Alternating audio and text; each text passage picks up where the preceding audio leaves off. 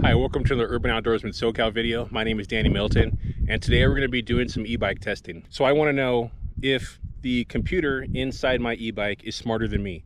And just to let you know, yes, it's definitely smarter than me, but I want to see if it's going to do a better job when I'm controlling the power modes. Typically when I ride most of the trails, I'm in power mode 2. If you don't know, the Giant has 5 power modes from Eco to Boost. And then I guess the 6th one too would be the automatic one. And what I'm going to be doing today is doing 2 loops on the luge. The first loop I'm going to do in power mode 2. The second loop I'm going to do in the automatic mode. Now, according to Giant, the automatic mode is supposed to give you more of a natural feeling. It's, you know, the motor is going to assist you when your cadence goes up. It's going to not give you as much assistance when your cadence is slower. So if you're cruising, it's not going to help you so much. If you're really putting, you know, power through the pedals and getting that cadence really high, it's going to give you more boost.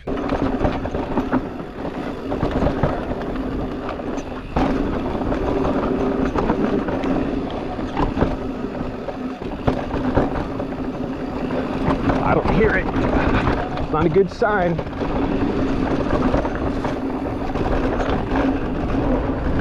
Still in mode 2, first lap.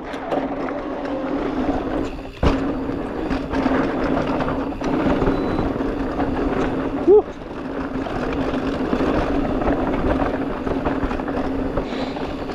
The bottom half of the section here. Woo. Come on, drone.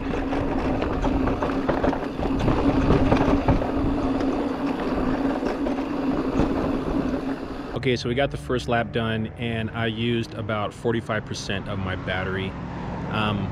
Probably used a little bit more today just because of the starting and the stopping. I was doing a lot of drone recording. Had some problems. At one point the drone crashed, so I had to go retrieve it out of the bushes.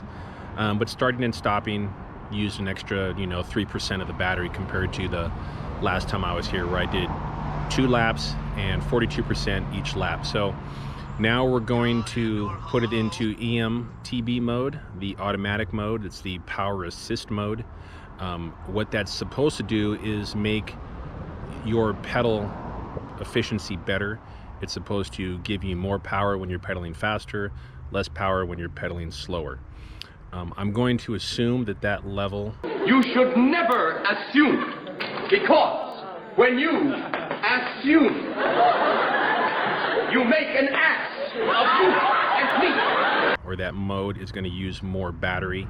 So what I'm doing right now is just kind of charging my battery for a little bit. I can show you the setup right here. So I have this battery right here. It's an external battery. It's 250 watt hours, so it's not enough to charge the battery completely. There's my charger and plugged into the bike. But I figure I'd charge it for about 30-40 minutes, get maybe another 10 or 15% of battery. That way I have plenty just in case the automatic mode just, you know, chews through my battery. This time the bike is in the automatic or power assist mode. I believe it's level 4. I'm pretty sure I'm in it. So far, I don't like it. I rode up, you know, from Cooks all the way up to this point here. And depending on which gear you're in and depending on the grade or the incline, the assist that it's giving you is just, it's all over the place.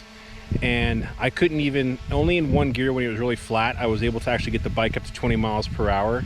Once the incline started to decrease and I had to drop down gears, depending on which gear I was in, I would only be able to get up to maybe like 16, 17 miles per hour. And I really had to pedal, whereas the cadence is really weird. The cadence where it wants you to be keeps changing depending on the incline that you're doing and how fast you're pedaling. Obviously, I would continually pedal faster than the bike would want me to, and it would drag me back. Whereas when you're in just a regular mode and you're selecting the mode yourself, you can feel that upward climb and you can stay there, and you know that power curve or that cadence doesn't change depending on your incline or anything like that. So it's definitely a much different feeling. I don't like it so far because it keeps dragging me down when I start to over pedal where it wants me to be. We're gonna do the climb here. The other thing I noticed too is as you're going, you know, from flat to incline, sometimes the bike will give you a little bit too much power and it kind of lurches a little bit. I mean, not crazy where it's going to fly out of your hands, but it does lurch forward a little bit, like it's in too high of a power assist mode.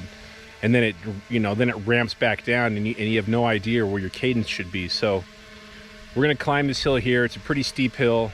You can hear I've got the drone in the background. Hopefully it doesn't crash this time, and we make it to the top and over the backside for the downhill. The road is kind of up and down a little bit. Can't really see it on camera, but the bike it's not sure about the level, and it just keeps kind of jumping forward a little bit, giving me too much assistance, and then backing off really quickly. And it's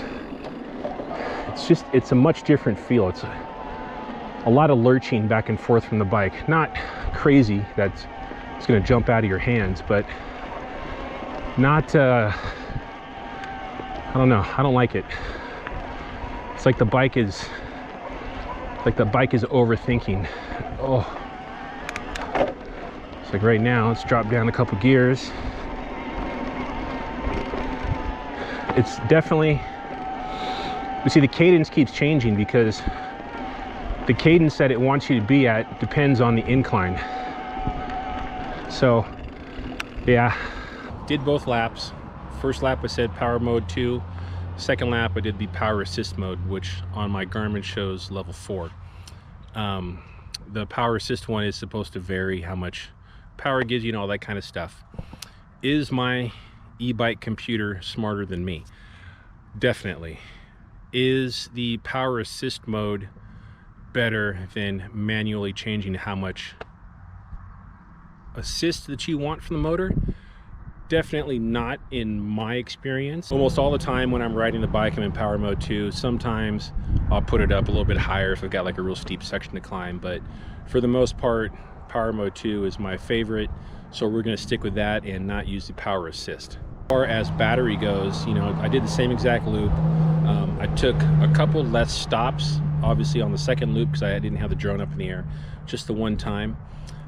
So I went through probably the entire time was faster if you look at overall time. I don't know about the downhill sections or the climbing sections. I haven't looked at those yet, but as far as battery percentage goes, using the power assist mode, I used 48% of my battery, whereas on the loop I did in power mode 2, I used 43% or 44. It was right in there.